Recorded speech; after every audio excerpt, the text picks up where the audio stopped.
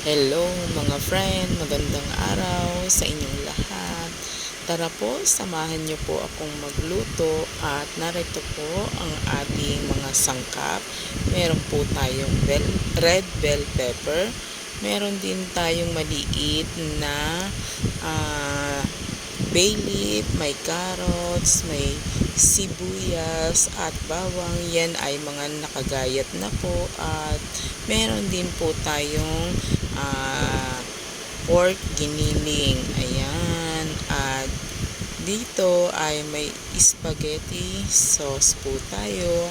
Siguro nahuhulaan nyo ng mga friend kung ano ang ating lulutuin.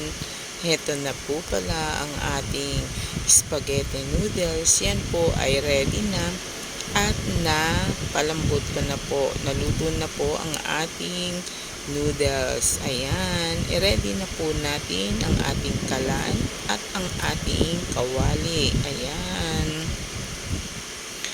Maglagay na po tayo ng kaunting mantika sa ating kawali. Ayan. At tayo na po ay magisa na ng bawang at ang ating sibuyas. Hayaan po nating lumabas ang kanilang aroma o ang kanyang bango. Yan po, halu-haluin po natin at syempre isunod na rin po natin ang ating pork giniling. Ayan. Halu-haluin po natin para hindi po ito masunog ang ating niluluto. Takpan po natin ng bahagya upang ang ating pork giniling ay maluto po at maglabas po ng kanyang katas. Ayan po.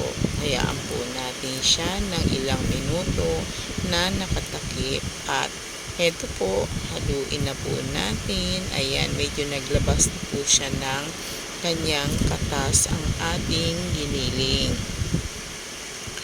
At isunod na rin po natin ang ating mga carrots, ang mga ginayat natin na carrots. Ayan. At syempre, ilagay na rin po natin ang ating kapirasong bay leaf or laurel. Nakakabango po kasi sa niluluto ang laurel at nakakadagdag din po kasi ng lasa sa niluluto. At syempre, nilagay na rin po natin ang ating spaghetti sauce. At para yan po ay maluto, lagyan po natin ng kaunting tubig. Ang nilalagay ko po ay ang pinaglagaan po ng spaghetti sauce. Ayan. Kasi doon naman po natin niluto ang spaghetti. At syempre, para yung lasa na rin po ng noodles ay mapasama na rin po sa ating sauce. At syempre, maglagay po tayo ng brown sugar. Ayan. Para medyo matamis po ang ating spaghetti. At syempre, ang ating pampalasa, ang asin. Ayan. Para lumabas po yung kanyang lasa. Kayo na po ang bahala mag-adjust sa dami, sa antas ng lasa. At syempre, maglagay po tayo ng ground pepper or ng pamintang durog. Kayo na po ang bahala sa dami mga friend at sa antas ng lasa ha.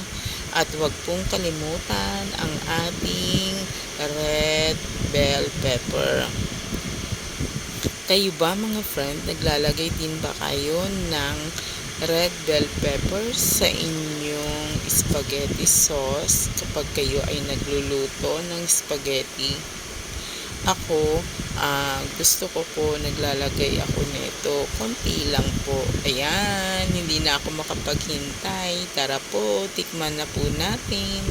Ayan, masarap na po ang ating sauce. At syempre, ilagay na natin ang ating spaghetti noodles. At Halu-haluin po natin para mag-blend po ang ating sauce sa noodles. Ayan. At heto na, ready na po ang ating spaghetti. Meron na rin po siyang keso sa ibabaw. Ayan. May nilagay na po akong mga keso at ready na po ang ating spaghetti. Tara na po mga friend, tayo nang kumain. Masarap ang ating spaghetti. At simple lang po ang ating pagkakaluto.